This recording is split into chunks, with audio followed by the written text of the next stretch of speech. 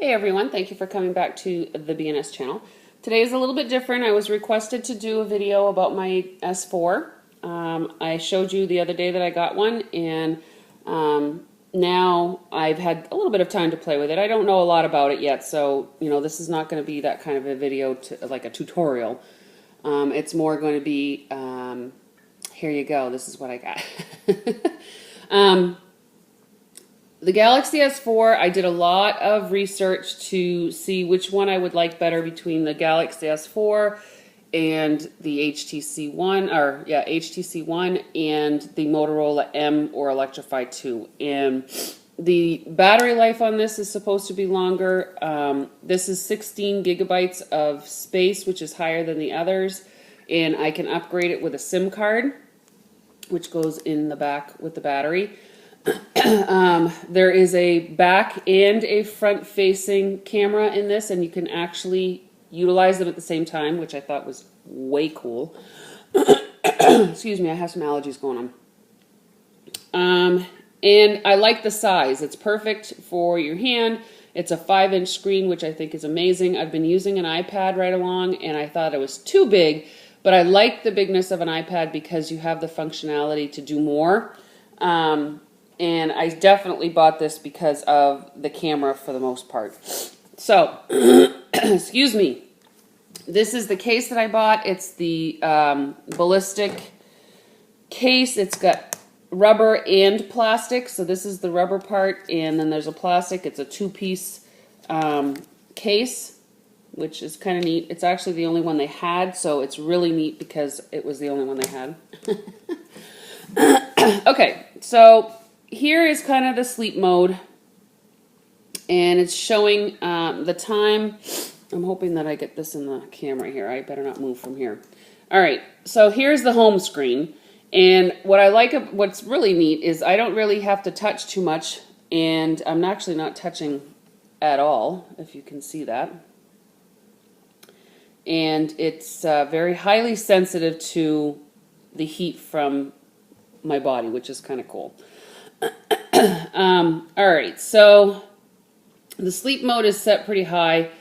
Notifications are slid from the top where you can actually see things that are coming up notification wise as far as emails, Facebook messages, that sort of thing. Now to unlock, you just saw that I had to swipe the front, and we're going to go back here to the home screen. All right, I have something on here called Everything Home, and it's a program that actually takes your home screen and revamps it for you. The typical screen is not much different than this. You have the ability to put some widgets on there and some regular, icons for the apps that you're using. The thing that Everything Home does is it categorizes everything for you, puts everything into mini folders. So like this is all social media stuff, and it actually changes the picture based on what folder you are in. So we'll show you games. It has the Xbox controller in the background. So it's kind of neat.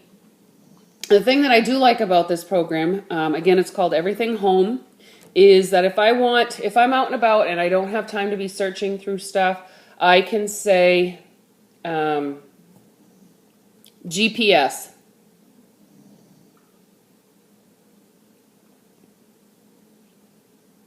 Okay, so up here it says GPS, so that confirms that that's what it heard.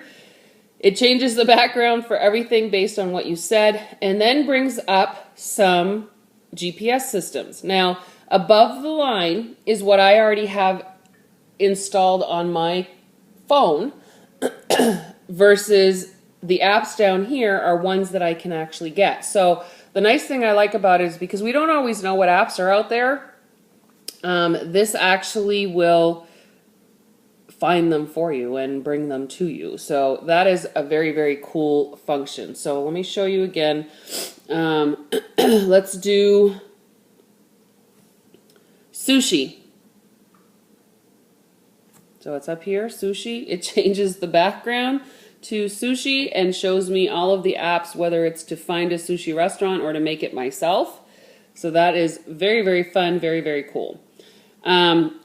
So this little, hang on, I'll show you what that was in a minute.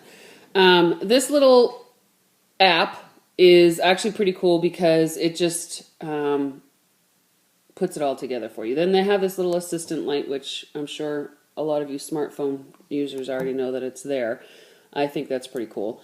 If I hit and hold the home button down, it will bring up all of the apps that are open.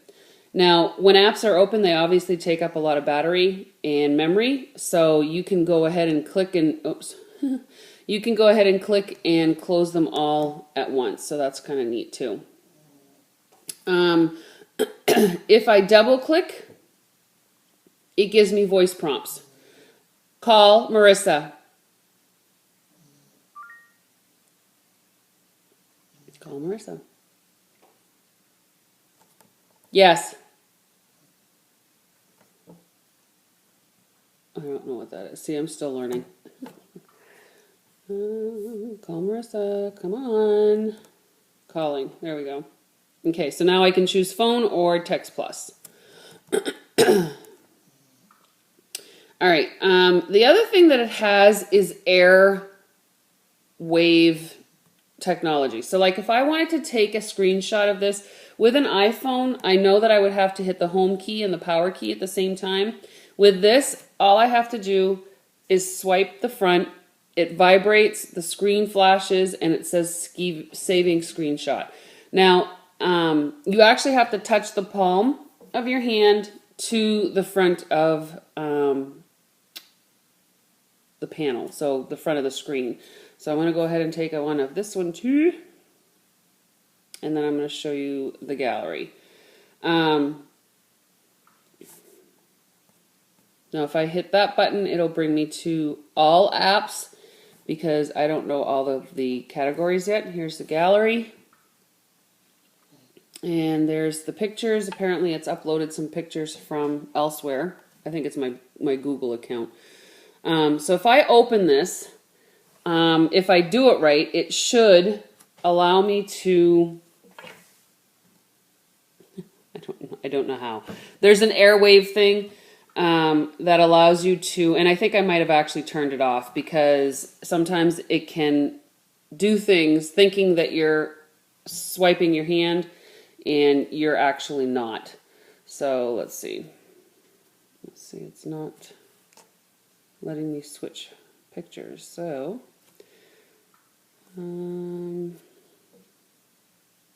screenshots, let's see. Okay, there. So just by passing my hand in front and not touching, I can actually move the pictures, which tell me that's not cool.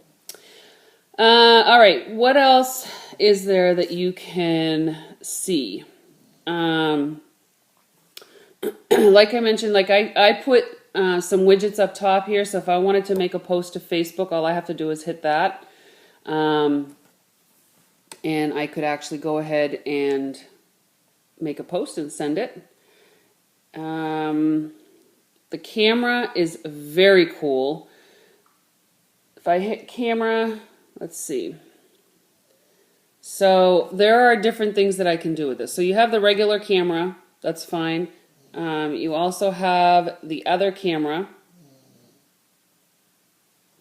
And you have both cameras. So now here's the picture of forward, and that's the picture back. I can actually do it the other way.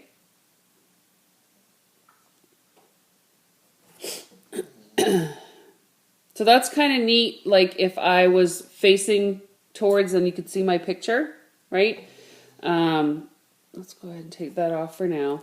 But then there are different things like different modes that you can use, which is kind of neat too. I haven't played with all of them yet, but like best photo, best faced, sound shot means that you can have a little bit of a sound in the background and take a still shot. So like if you were at the ocean, you could have the sound of the ocean for like 30 seconds. I don't even know if it's that long, with the shot. So it's not video, so it's pretty cool.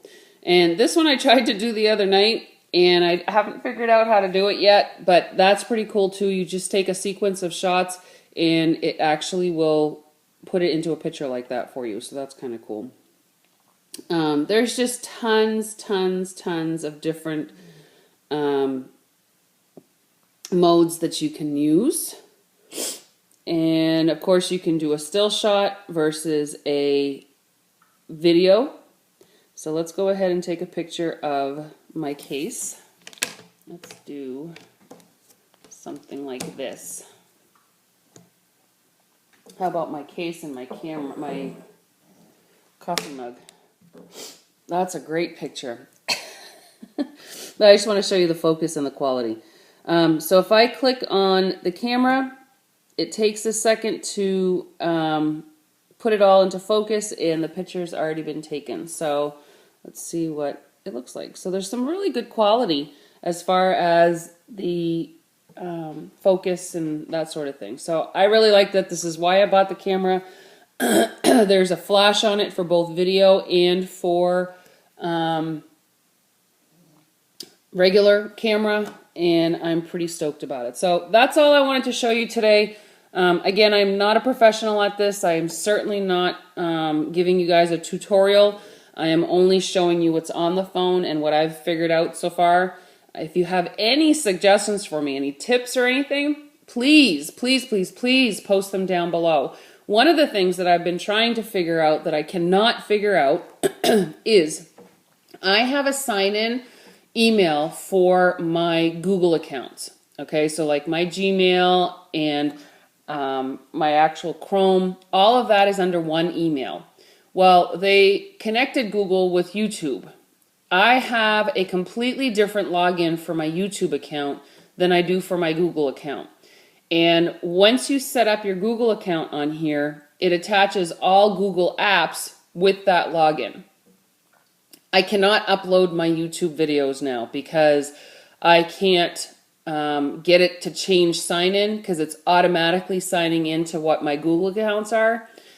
So I don't know how to do that. That is one disappointment that I do have. I don't know how to fix it. I don't know how to get around it. So I need to be able to have an email address for my Google accounts or my Gmail, and I have to have a different sign-in for my YouTube. And I've not yet been able to figure that out. I've actually posted on Facebook and quite a few different groups, and nobody seems to be answering me. So if you know how to do it, please let me know. If you have any tips and tricks, please let me know. Also, I did notice one downfall is, for whatever reason, I don't know if it's me and what I have running and my lack of knowledge, but the battery seems to go down fairly quickly.